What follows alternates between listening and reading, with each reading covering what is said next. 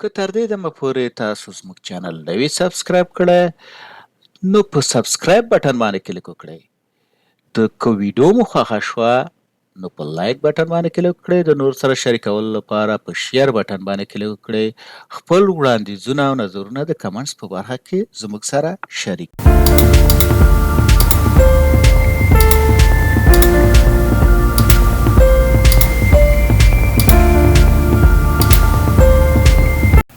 The basic learning of the English language د انګلیسي ژبې اساسي زده کړه د کلام اجزاوې یا برخې یعنی برخې parts of speech. What is parts of speech? Noun, pronoun, verb, adjective, adverb, preposition, conjunction, interjection.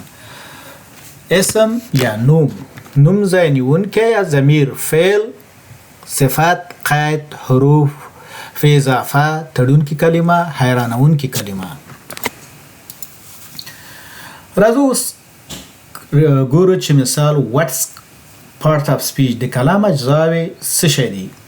د کلام اجزاوې یعنی parts of speech هغه کټګوري ته ویل کیږي چې کلمې پکې د هغوی د کارونې او رول پر اساس په جمله کې ګروپ بندي کیږي او دا مرسته کوي ترڅو پوه شئ چې کلمې څنګه په یوه جمله کې وکاروئ او څنګه یو بل سره تړاو ورکړئ.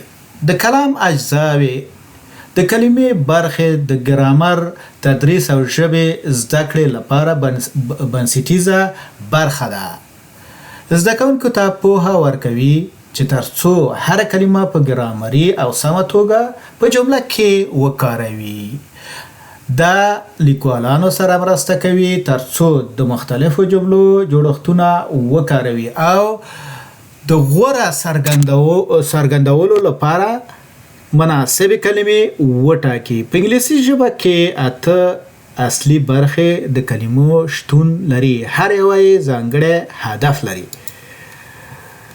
په انګلیسي ژبه کې 8 ډوله د کلام اجزاوې موجودې دي. هر اجزا یا کلمه په یوه جمله کې خپل یو ځانګړی رول او د کارونې ځای لري. زیاتره د کلام اجزاوې نور فرعي برخې یا طبقې لري چې د هرې برخې یا کلمې فرعي اجزاوې او طبقې تاسو ته په تفصیل سره درپېژنم او په جمله کې د کارونې ځایونه در په ګوته کوم. دا مهمه ده چې پوه شئ یوه کلمه ځینې وختونه په بېلابېلو کلام اجزاو یا برخو کې راتللی شي.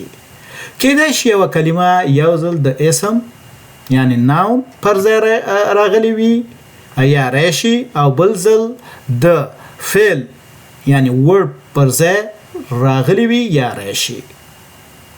تاسو باید په دې کې ګډوډ نشئ ځکه چې دا په انګلیسي ژبه کې د کارولو وړ دي چې یوه کلمه د بېلابېلو کلام اجزاو په مرسته ونومول شي.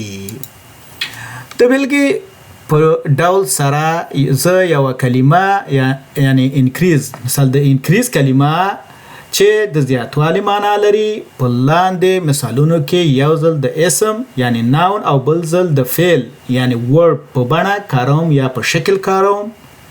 داسې زیاتې کلمې یا لغاتونه موجود دي چې کله د یوې کلام اجزا په بڼه کارول کیږي او کله د بل کلام اجزا په بڼه کارول کیږي. داسې نه ده چې مثال تاسو یو مثال وایي چې انکریز ناون نه انکریز ام ناون ده ناون په شکل کارول کیږي انکریز ام د ورب په شکل کارول کیږي یا د فعل په شکل کارول د اسم په شکل هم کارول کیږي او د فعل په شکل کارول کیږي. دلته راځو دلته دوه مثالونه نرخونه پورته شوي prices increased یعنی نرخونه پورته شوي دا د فعل په شکل سره کارول شو increase.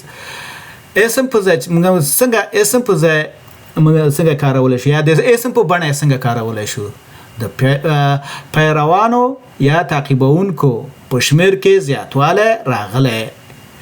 There was an increase in the number of followers مثال دا څه ده په دې کې مثال یو ځل دا د ورډ په ځای رااله بل ځل دا د ناون په ځای رااله په دې باندې موږ کار کوو چې مثال په خپل ناون څه ده ورډ څه ده پروناون څه ده د کلام اته اجزاوي سره یو ځای تشریح کوو